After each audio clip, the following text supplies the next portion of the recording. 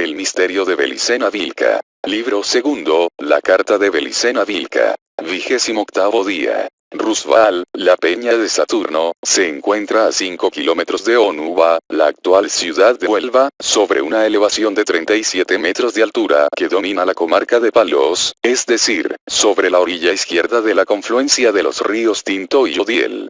En la época en que los fenicios conquistaron Onuba, edificaron el templo de Roosevelt especialmente para satisfacer la solicitud de los comerciantes hebreos, que eran quienes fletaban las naves hacia esos lejanos puertos. Eran los días de Salomón, cuando la riqueza de Israel podía alquilar la flota fenicia. Todos los vasos que utilizaba para beber el rey Salomón eran de oro, y todos los utensilios de la casa del bosque del Líbano eran de oro fino. No había nada de plata, no se hacía aprecio de ella en los tiempos del rey Salomón, porque el rey tenía en el mar una flota de Tarsis, juntamente con la de Irán. Y cada 3 años llegaba la flota de Tarsis, que traía oro, plata, marfil, monos y pavos reales. Primera de Reyes, 10:21.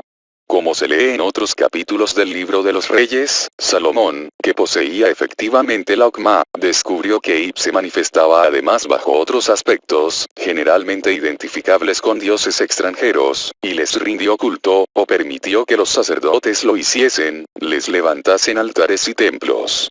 Con las flotas de Tarsis viajaban, pues, los sacerdotes que hicieron construir el templo de Roosevelt en la lejana Tartéside.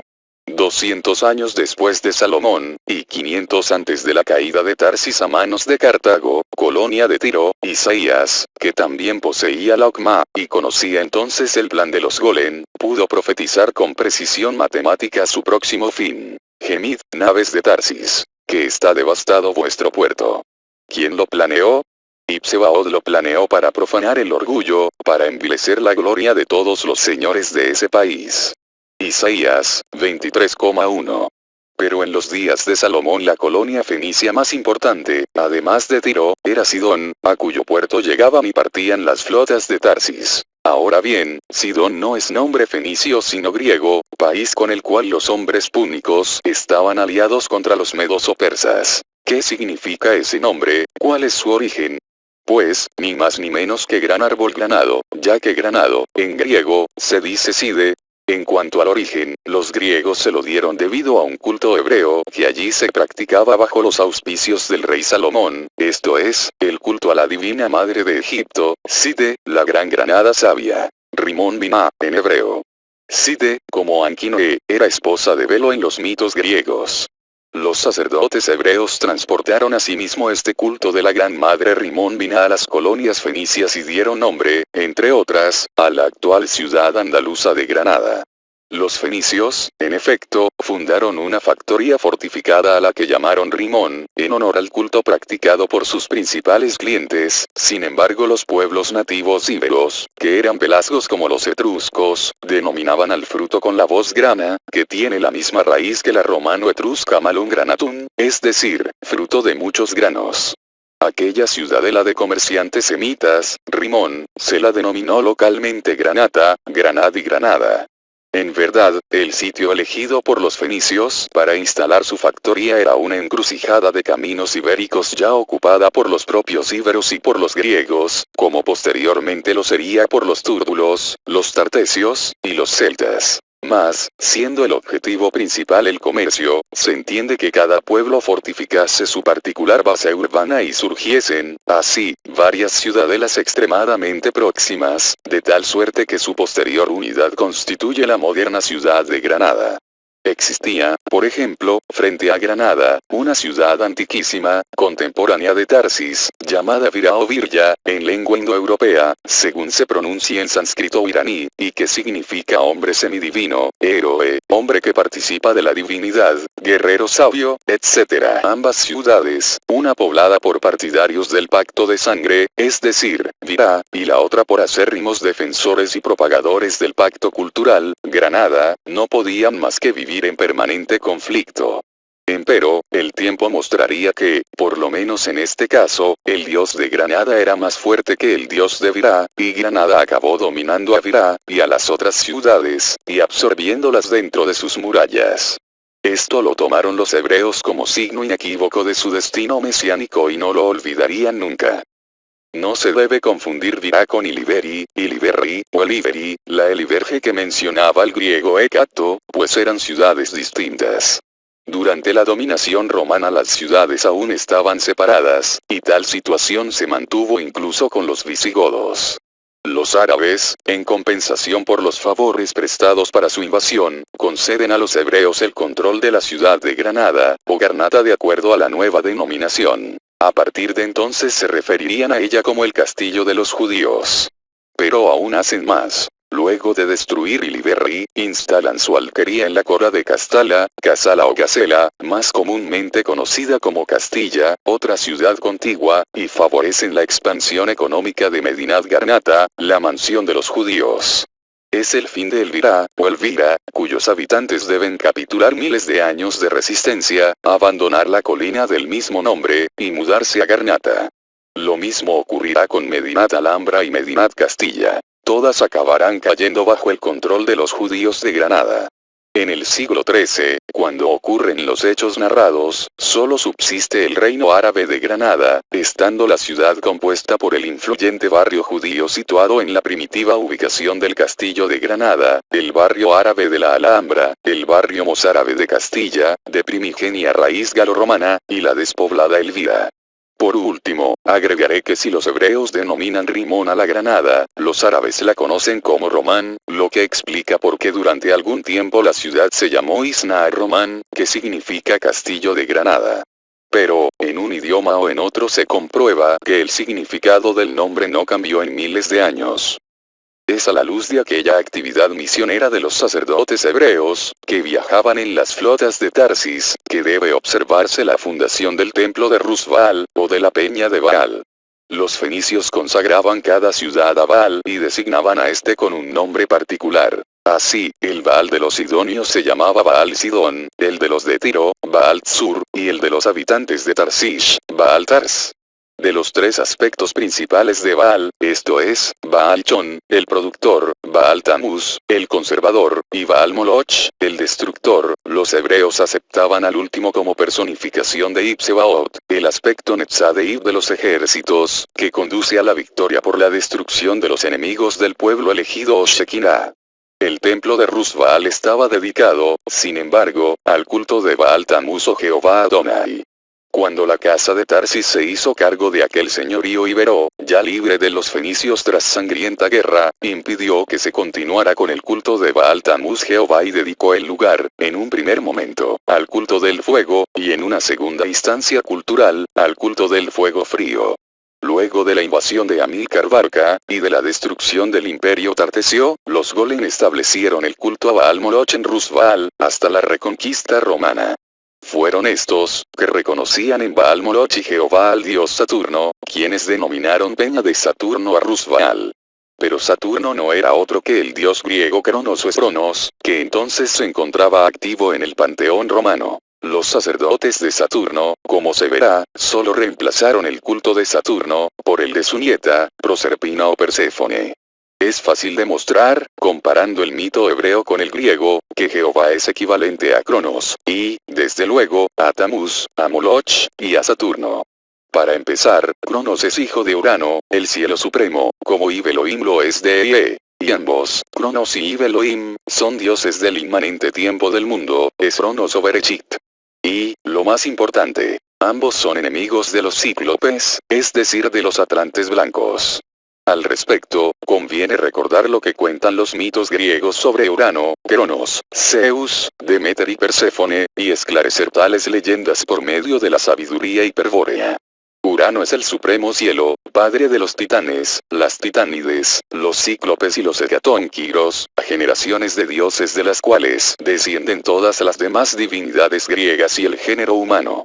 Vale decir que Urano, es otra representación del origen, del cual han advenido al universo su propio creador, Jehová Satanás, y los sucesivos espíritus hiperbóreos, los primeros dioses, tanto los traidores que encadenaron a sus camaradas al animal hombre, como los leales o liberadores, que procuran su orientación y regreso al origen. Pero uno de los hijos de Urano, Cronos Jehová, castra a su padre y declara la guerra a los cíclopes, a los que impide habitar en su habitual morada, y precipita en el Tártaro infernal.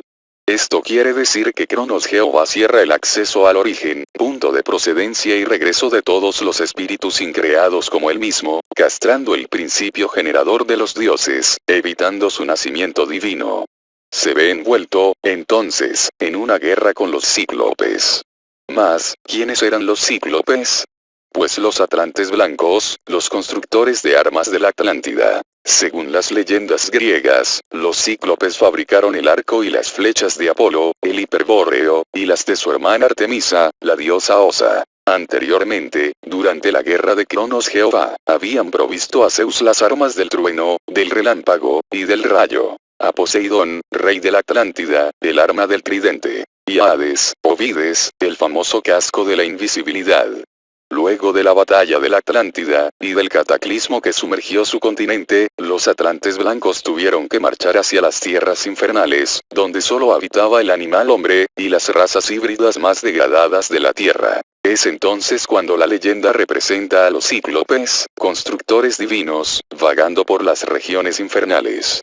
Y durante su tránsito por aquellas tierras de locura, ya lo vimos, iban perseguidos de cerca por los atlantes morenos, los secuaces de Cronos Jehová. Pero Cronos, pese a todos sus esfuerzos, no puede impedir que nazca Zeus, otro hijo del origen. La imagen de Zeus ha sido atrozmente degradada por los sacerdotes del pacto cultural, mas, remontándose a las versiones más antiguas del mito, es posible reconocer en el Acristos Lucifer, el señor de Venus que descendió a la Atlántida para traer el Graal que posibilitaría la orientación y liberación del espíritu encadenado a la materia, el despertar del espíritu del hombre. Por eso Zeus es aliado natural de los cíclopes, quienes le proveen las armas con las que vence a Cronos Jehová y afianza su poder en la región olímpica de la Tierra, es decir, en Ctagar, donde se inicia el camino hacia Venus. Zeus Lucifer lucha contra Cronos Jehová en compañía de Poseidón y de Hades, y con el apoyo técnico de los cíclopes. Una vez vencedores, en una primitiva versión de la batalla de la Atlántida, los dioses se instalan en determinadas partes del universo. Zeus Lucifer va al Olimpo, es decir, a Ctagar, pero, a través de su puerta, su verdadero domicilio lo constituye en el cielo, es decir, en Venus. Poseidón en la Atlántida, como rey, y también como dios del mar. Y Hades va igualmente a Ctagar, pero sin regresar a Venus, como hiciera Zeus Lucifer, sino permaneciendo como señor de la morada terrestre de los dioses liberadores del espíritu del hombre, un lugar que los sacerdotes del pacto cultural, según expuse el 10º día, identificarían con el Tártaro infernal. Hades es, pues, Vides, el señor de Ctagar. Con Demeter, una hija del origen, Zeus procrea a Perséfone, es decir, a Proserpina, la diosa que los sacerdotes romanos de Saturno Cronos Jehová evocaron en Rusbaal, para su culto y a la que dedicaron el templo cartaginés de Baal Moloch Jehová. Era esta una diosa cruel, que habitaba en el Tártaro infernal junto a Hades y conciliaba perfectamente con aquella remota región de la Tartéside, célebre por las antiguas leyendas que la señalaban como residencia de Medusa. Demeter era la diosa del trigo, la que entregó a los hombres por primera vez aquel cereal, y vivía junto a Zeus en el Olimpo. No tuvo otros hijos salvo Perséfone, que fue raptada por Hades y conducida al Tártaro a una mansión que requería atravesar el país de los muertos para llegar hasta ella. Cuenta el mito griego que entonces, entristecida por su ausencia, Demeter abandona el Olimpo y desciende a la tierra para buscarla, porque ignoraba su paradero infernal. Se entera así que Zeus ha sido cómplice de Hades en el rapto. Durante 9 noches Demeter busca en vano a Perséfone, portando una antorcha en cada mano. Al fin, guiada por Hécate, la diosa de la hechicería, a quien encuentra en la encrucijada de unos caminos, averigua que Perséfone se halla en el país de los muertos. Baja hasta allí sola, para comprobar que el regreso definitivo de su hija es imposible. Perséfone ha comido un grano de granada y ya no puede regresar al mundo de los vivos, pues todo aquel que prueba un alimento en el país de los muertos, queda allí prisionero para siempre. En los infiernos es preciso hacer ayuno para evitar a la muerte. Al fin, Demeter regresa al Olimpo con Perséfone, quien no obstante debe volver periódicamente al infierno para realizar la muerte. El mito de Perséfone formaba parte de los misterios de Eleusis, donde era explicado esotéricamente a los iniciados. Los atributos de Demeter, por otra parte, eran la espiga del trigo y la grulla. Hasta aquí el mito griego. Mas ¿qué se oculta tras la leyenda de Demeter y Perséfone o Proserpina? Ya expliqué que Hades es nombre degradado de Vides, el señor de Ctagar, al que la conspiración del pacto cultural equiparó a un dios que es señor del infierno o Tártaro. Del mismo modo, los sacerdotes arrojaron allí a Perséfone, una antiquísima diosa atlante blanca a quien me refiero, pues a Fría, la esposa de Nabután. A fin de descubrir los verdaderos hechos tras la historia de Perséfone e interpretar el móvil de la calumnia, hay que tener presente que para los atlantes blancos, como para todo miembro de la raza hiperbórea, la esposa es también la hermana, identidad que va más lejos que una simple asociación simbólica, y remite al misterio de la pareja original de los espíritus increados. Fría, además de esposa, es así hermana de Nabután y, por lo tanto, hija como este de Ama, la virgen de Agartha o de Ctagar, a quien los sacerdotes griegos del pacto cultural igualaban a Demeter, la diosa que entregó a los hombres, por primera vez, la planta del trigo, la portadora de la semilla. De allí que no se mencione nunca a un hijo de Demeter, al que habría concebido siendo virgen en Venus, vale decir, en el Olimpo, como ya relaté el día 12. Su hijo espiritual, Nabután, se autocrucificó en el árbol del terror, el granado de la vida, para descubrir el secreto de la muerte, y sería su esposa Fría quien lo resucitaría al revelarle con su danza el secreto de la vida y de la muerte. Es por eso que las leyendas solo mencionan a Fría Perséfone cuyo recuerdo estaba muy arraigado en los pueblos del pacto de sangre, y echan el manto de un tabú sobre la hazaña de Nabután. Los atlantes morenos, y los sacerdotes del pacto cultural, deseaban ocultar por todos los medios, el posterior legado que el resurrecto gran jefe blanco hiciera a los hombres, es decir, el misterio del laberinto. Fue Nabután, en efecto, el verdadero inspirador del misterio del laberinto, en cuyo trayecto se administraba al iniciado hiperbóreo un signo llamado Tirodin Ibur, formado con brunas increadas. Tal signo permitía, al espíritu encadenado, despertar y orientarse hacia el origen, hallando la salida del laberinto de ilusión en el que se hallaba extraviado. Empero, como en el caso de la hazaña de Nabután, la salida nunca podrá encontrarse si el héroe no cuenta con el concurso de su pareja original. De otro modo puede morir, espiritualmente, al cabo de 9 noches depender del árbol del terror. Es así que la patraña cultural de los sacerdotes quiera que Ama Demeter, busque a Fría Perséfone durante 9 noches. Quien la guía, finalmente, es Hécate, con la que coincide en una encrucijada de caminos, es decir, en el interior de un laberinto. Hécate es, pues, una representación general de lo que sería individualmente Fría para Nabután, la pareja original. Para los griegos antiguos, en todas las encrucijadas de caminos se encontraba Hécate, pronta para orientar al viajero extraviado hacia su mejor destino, símbolo que, como se ve, venía de muy lejos. Sin embargo, a esta maravillosa diosa, a la que se erigían estatuas tricéfalas que indicaban la triple naturaleza del hombre blanco, cuerpo físico, alma, y espíritu increado, se la acabó convirtiendo finalmente en la diosa de la hechicería y bruja, consecuencia, desde luego, del pacto cultural. Naturalmente, el rapto de Fría Perséfone es un rapto espiritual realizado por ella misma para resucitar a su esposo, vale decir, es el impulso de un éxtasis sagrado. Zeus Lucifer, presuntamente el padre del propio Nabután, y Hades Vides, el señor de Ctagar, son los sabios de Hiperbórea a quienes ella consulta sobre el modo de salvar a Nabután. Y el consejo que recibe de ellos es el que la decide a bajar al infierno de la ilusión, al país de los espiritualmente muertos, es decir, a la tierra, al mundo de los hombres dormidos. Y, sabido es, que quien se alimenta de la ilusión, quien deja entrar dentro de sí mismo el gran engaño del uno, queda encadenado para siempre en la materia, ya no puede regresar al origen, se extravía en el laberinto encantado de la vida cálida. Empero, Fría no había probado del fruto prohibido, era libre de regresar, si lo deseaba, al origen, portadora del secreto de la muerte. Fue su decisión resucitar a Nabután, revelándole mediante la danza, el conocimiento de la llave Kala Chakra. Mas, para ello, tuvo que creer en la muerte, tuvo que comer un grano de granada y transformarse en perdiz, tuvo que trascender la máscara de la muerte y llegar hasta el fondo de sí mismo de Nabután. Y Nabután, al ver a la muerte de frente, despertó y comprendió a la muerte, resucitando luego y descubriendo a los hombres dormidos el secreto del laberinto. Pero en este legado, Nabután comprometió a su divina esposa, quien accedió a permanecer periódicamente en el Tártaro infernal, es decir, en el mundo de los hombres dormidos, y mostrarse ante ellos con la imagen de la muerte, para que ellos la trasciendan en el misterio del fuego frío y resuciten, también, como hombres de piedra, como iniciados hiperbóreos, como guerreros sabios. Un pálido reflejo de esta parte de la historia se conserva en la leyenda de la joven Perdix, hermana, y por lo tanto esposa, de Dédalo, el inventor del laberinto, o sea, de Nabután. Cuando Perdix caía hacia un abismo, la diosa de la sabiduría, Atenea, se apiadó de ella y la convirtió en perdiz, de donde surgió la creencia griega de que la danza de la perdiz resolvía el enigma del laberinto, y que dio lugar a un colegio de sacerdotisas empeñadas en reproducir dicho baile. Ya expliqué que Crono Saturno Jehová cierra el acceso al origen, punto de procedencia y regreso de todos los espíritus increados, es decir, corta el camino hacia la salida del laberinto. En el mito cretense, el inventor del misterio del laberinto es Dédalo Nabután, y quien corta el paso hacia la salida, es el Minotauro, un ser mitad hombre, mitad toro.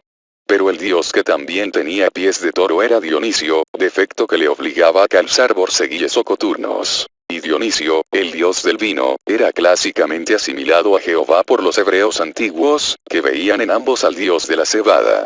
Se cierra así un círculo trazado por los sacerdotes del pacto cultural en el que se unen, en diferentes épocas y lugares, las representaciones de Cronos, Saturno, Jehová, Dionisio Sebasio, y el Minotauro guardián de la salida. Por último, diré que ya en tiempos del profeta Amós, siglo 8 a.C., la identidad de Jehová y Saturno estaba establecida, y aceptada por los sacerdotes. Vosotros habéis llevado al santuario a Sakut, Saturno, el ídolo de vuestro Dios. Pero yo os deportaré más allá de Damasco, dice Ib, cuyo nombre es Adonai Sebaot. Amós 5, 26.